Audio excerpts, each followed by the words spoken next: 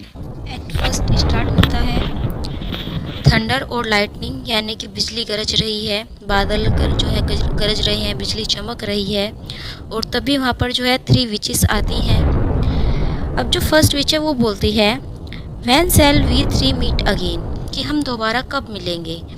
इन thunder lightning और इन rain, हम कब मिलेंगे, जब थंडर हो, लाइटनिंग हो या फिर रेन हो, यानी कि जब बादल गड़गड़ा रहे हो, बिजली चमक रही हो और पानी बरस रहा हो, क्या हम तब मिलेंगे। तो सेकंड विच कहती है when the hurly burly is done, when the battle is lost and won, कि जब जो ये युद्ध का जो हर्ली बर्ली जो नॉइज आ रही है, जो युद्ध की आवाज़ आ रही है, जब ये शांत हो जाएगा, और when the battle is lost and won, और जब इस युद्ध के जीत और हार की घोषणा हो जाएगी। फिर थर्ड जो है विच वो कहती है that will be ere the set of sun, कि ये तो सूरज छिपने से पहले ही हो जाएगा, यानी कि तो शाम से पहले ही हो जाएगा। तो फर्स्ट विच कहती है कि वेयर द प्लेस, कि कौन से स्थान पर हम मिलेंगे। तो सेकंड विच कहती है अपॉन द हीथ, कि उसी उजाड़ स्थान पर। Third witch there to meet with Macbeth, तो अब जो है यहाँ पर मैकबेथ का नाम आता है। तो तीसरी विश कहती है कि अच्छा वहाँ तो हमें मैकबेथ भी मिलेगा ना। तो फर्स्ट विश कहती है आई कम ग्रे मालकिन, यानी कि उसे पीछे से कोई जो है पुकार रहा है, तो वो कहती है कि ग्रे मालकिन मैं आ रही हूँ।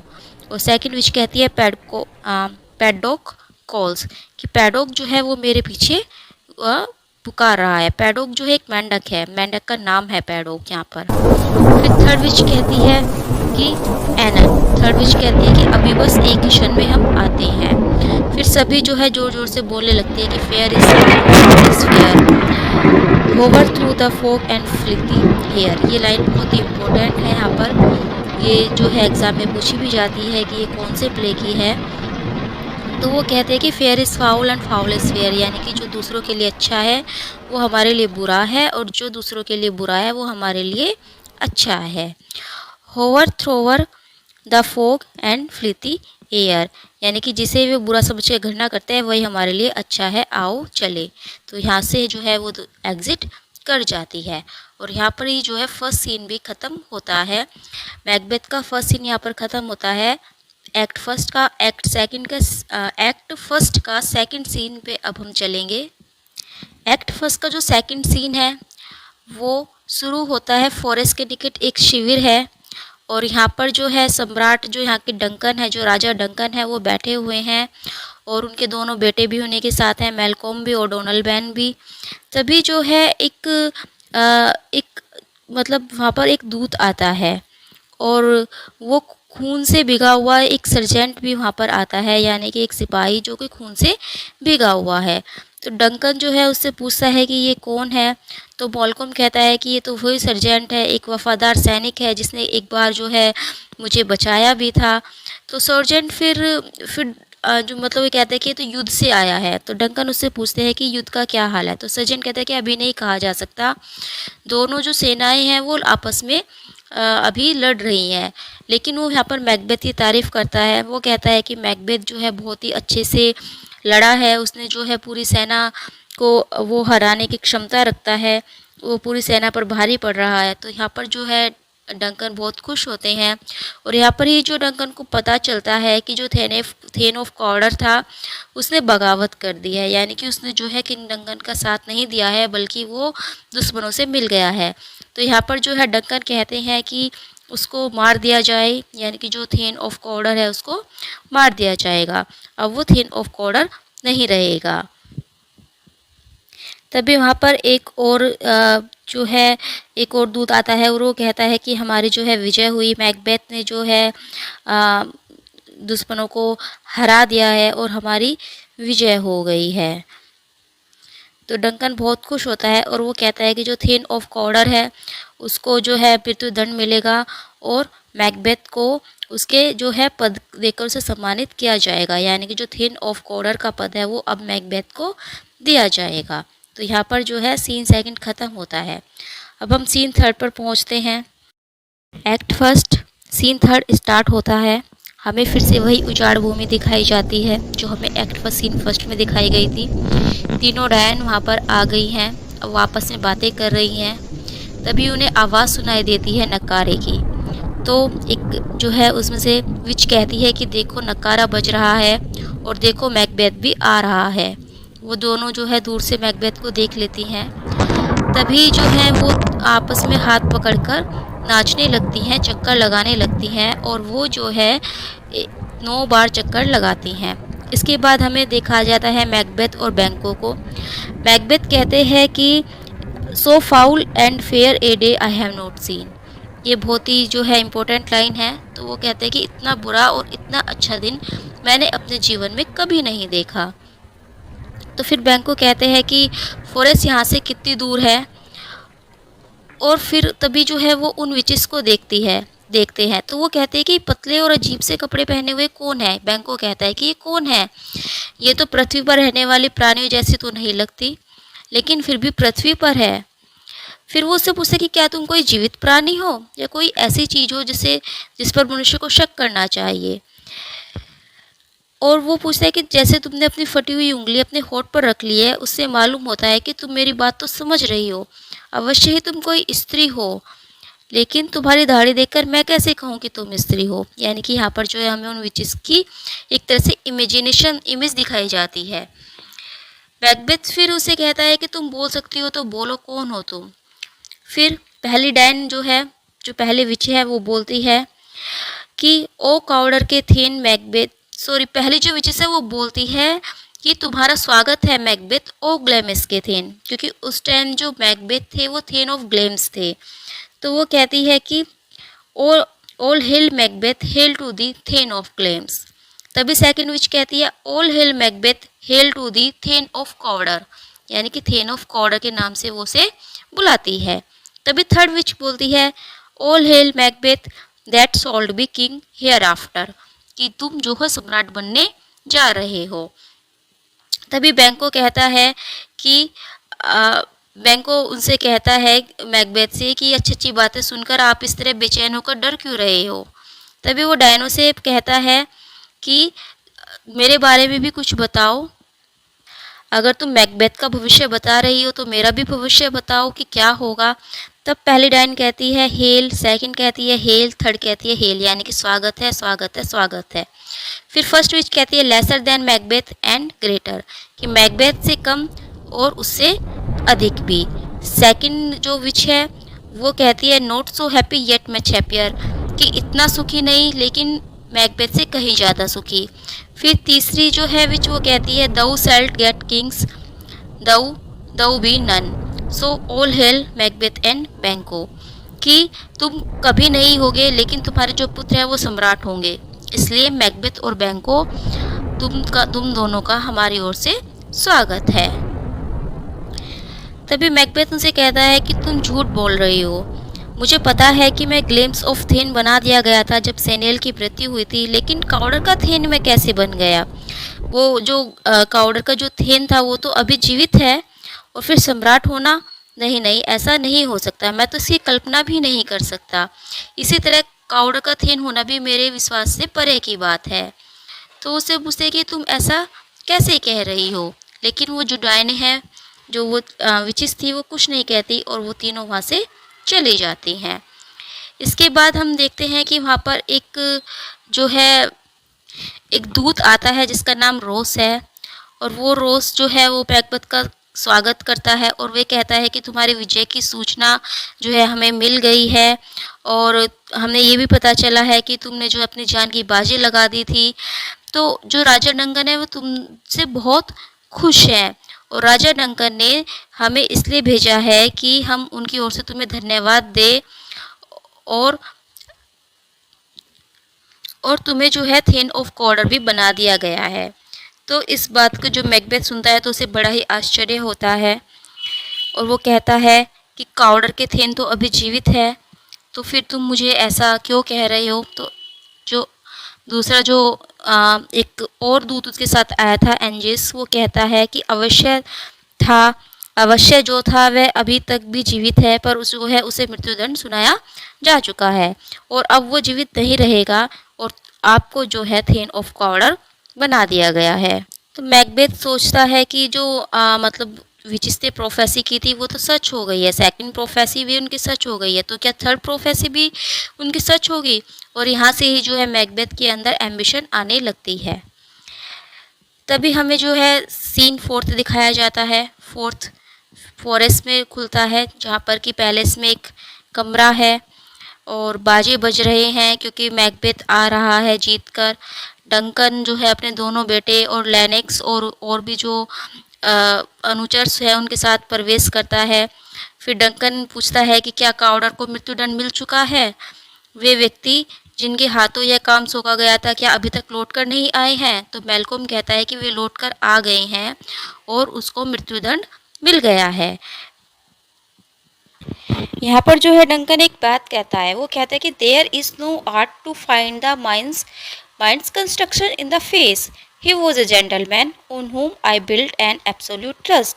यानी कि वो ये कहता है कि इस पूरे संसार में ऐसी कोई भी कला नहीं है जिससे मनुष्य के अंदर के सारे भाव उसका चेहरा दिखाकर मालूम हो सके। और वो तो बहुत ही योग्य और सज्जन था वो कावड़र, और हमें तो उस पर पूरा विश्वास था। तो यहाँ पर हमें एक और बात पता चलती है कि डंकन की जो ये बात है ये आगे भी जाकर सच होगी, क्योंकि मैकबेथ के चेहरे से भी नहीं उन्हें पता चलता कि उसके मन में क्या चल रहा है, और मैकबेथ पर भी वो जो है वो बहुत विश्वास करते थे। तभी जो है वहाँ पर मैकबेथ, बैंको और वो जो दोनों दूत रोस और एंजेस थे वो चारों वहाँ पर आते हैं। डंकन उनका स्वागत करता है, बहुत खुश होता है। और डंकन यहाँ पर कहता है I have begun to plant thee and will labour to make thee full of growing. यानी कि वो मैकबेथ से कहता है कि मैंने जो पौधा लगाया था अब हम उसे फलता फूलता देख रहे हैं और हम इसे ऐसे ही फलता फूलता देखना चाहते हैं। और फिर वो बैंकों से कहता है कि तुम भी जो है कम प्रशंसा के अधिकारी नहीं हो, तुम्हारी जो सेवाएं हैं वो भी अमूल्य है।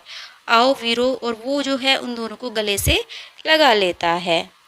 फिर इसके बाद डंकन कहते हैं कि चलो यहाँ से इन्वर्नेस की ओर चलते हैं, हम वहीं पर जाकर जो है तुम्हें और भी ज़्यादा मतलब तुम्हारी प्रशंसा करेंगे। और मतलब ये वो डंकन जो कह रहे हैं कि वो मैकबेथ के यहाँ जाने के लिए कह रहे हैं, लेकिन मैकबेथ कहते हैं कि मैं चाहता हूँ कि मैं पहले चला जाऊँ और आपके स्वागत की तैयारी करूँ, और आपके जो है आने की सूचना सुनकर मेरी जो वाइफ है वो भी बहुत ज़्यादा प्रसन्न होगी, तो मुझे जाने की आज्ञा दीजिए। तो डंकन जो है उनको आज्ञा दे देता है और मैकबेथ वहाँ से चले जाते हैं। लेकिन यहाँ पर एक बात और होती है। यहाँ पर जो है जो किंग डंकन थे वो अपने बड़े बेटे मालकोलम को जो है अपना उत्तराधिकारी भी घोषित करते हैं। तो फिर मैकबेथ फिर सोच में पड़ जाता है यहाँ पर कि जो विचिस ने भविष्यवाणी की थी वो सच कैसे होगी, क्योंकि डंकन ने तो अपने बेटे मालकोलम को अपना उत्तराधिकारी घोषित कर दिया है। और यहाँ पर दिखाते हैं कि मैकबेथ जो है वो अपने एम्बिशंस पर कंट्रोल नहीं पा रहा है, वो अपने मन ही मन में उलझा हुआ है, अपने इनर थॉट्स में वो उलझा हुआ है और वो सोच रहा है कि ऐसा कैसे होगा। तभी फिर हम देखते हैं एक्ट फर्स्ट सीन 5 जो है आता है, और यहाँ पर हम जो है फर्स्ट टाइम लेडी मैकबेथ को देखते हैं। लेडी मैकबेथ एक लेटर पढ़ रही है जो मैकबेथ ने उसे भेजा था, और मैकबेथ ने जो है उसमें उसे बताया था कि हमने किस तरह से जो है सक्सेस मिली है, हमने किस तरह से जीत हासिल की है, और साथ ही वो जो है उन जो विचिस थी उनकी भविष्यवाणी के बारे में भी बता देता है, जिसे पढ़कर लेडी मैकबेथ के अंदर भी एम्बिशन जाग जाती है और वो जो है अपने आप से बातें करती है। वो कहती है कि तुम ग्लेम्स के जो थेन थे वो तो पहले ही थे, और अब जो हो तुम थेन ऑफ कॉर्डर भी बन चुके हो, और मुझे पूरा यकीन है कि तुम एक दिन सम्राट भी बनोगे। लेकिन यहाँ पर वो ये भी कहती है कि मुझे डर है कि तुम्हारा जो स्वभाव है वो बहुत ही सरल और उदार है, और ये जो है तुम्हें अपने जो तुम्हारा भाग्य है उसके निकट शीघ्रता से पहुँचने नहीं देगा। तुम महान तो होना चाहते हो, महत्वाकांक्षा भी तुम्हारे रग रग में समाई है, लेकिन बिना किसी तरह का पाप किए उसे प्राप्त करना चाहते हो, जो कि इम्पॉसिबल है, जो कि पॉसिबल ही नहीं है, जिसको पाने के लिए तुम इतने ललायत हो जैसे अंत तक पवित्र रहकर, और उसे तुम जो है अंत तक पवित्र रहकर ही प्राप्त करना चाहते हो, किसी तरह का झूठ भी नहीं बोलना चाहते। और आनंद भोगना चाहते हो उस वस्तु का जो धोखे और बेईमानी से प्राप्त हो सकती है। तो यहाँ पर जो है हम लेडी मैकबेथ की अंदर की क्रुएलिटी को देखते हैं कि वो कितना ज़्यादा मतलब क्रूएल है और कितनी ज़्यादा जो है उसके अंदर बुराइयां भरी हुई है। वो कह रही है कि मतलब जो उसका पति है वो बहुत ही सरल स्वभाव का है और वो कोई गलत काम करेगा ही नहीं। लेकिन लेडी मैकबेथ यहाँ कहती है कि अगर हम कोई गलत काम ही नहीं करेंगे तो फिर हमारी एम्बिशन पूरी कैसे होगी, हमारी जो भविष्यवाणी है वो पूरी कैसे होगी। इसके लिए तो कोई ना कोई गलत काम करना ही हमें पड़ेगा। अब जो है यहाँ पर एक दूत आता है और वो दूत लेडी मैकबेथ से बताता है कि जो सम्राट है वो आ रहे हैं और जो हमारे थेन ऑफ कॉर्डर है यानी कि जो मैकबेथ है वो भी आ रही है। तो लेडी मैकबेथ कहती है कि ठीक है, मैं उनके स्वागत की तैयारी करती हूँ। यहाँ पर जो है लेडी मैकबेथ के अंदर एम्बिशन जाग जाती है कि जब डंकन यहाँ पर आएंगे तो हम उनको मतलब मार देंगे। तो इसीलिए जो है वो खुश हो जाती है कि चलो अच्छा है कि डंकन यहाँ पर आ रहे हैं। तभी वहाँ पर मैकबेथ आते हैं और जो है लेडी मैकबेथ उसका स्वागत करती है। फिर वो दोनों आपस में बातें करने लगते हैं। तब लेडी मैकबेथ जो है उनसे अपनी इच्छा जाहिर करती है कि जब जो यहाँ पर आएंगे, अगर वो यहाँ पर आए और वापस ही ना जाए तो। हालांकि मैकबेथ इस बात पर जो है पहले तो एग्री नहीं करता, लेकिन लेडी मैकबेथ जो है बार बार उसे यही बातें कहती रहती हैं। तो मैकबेथ कहता है कि ठीक है, इस विषय पर फिर बात करेंगे। और उसके बाद जो है यहाँ पे हमें दिखाया जाता है सीन 6।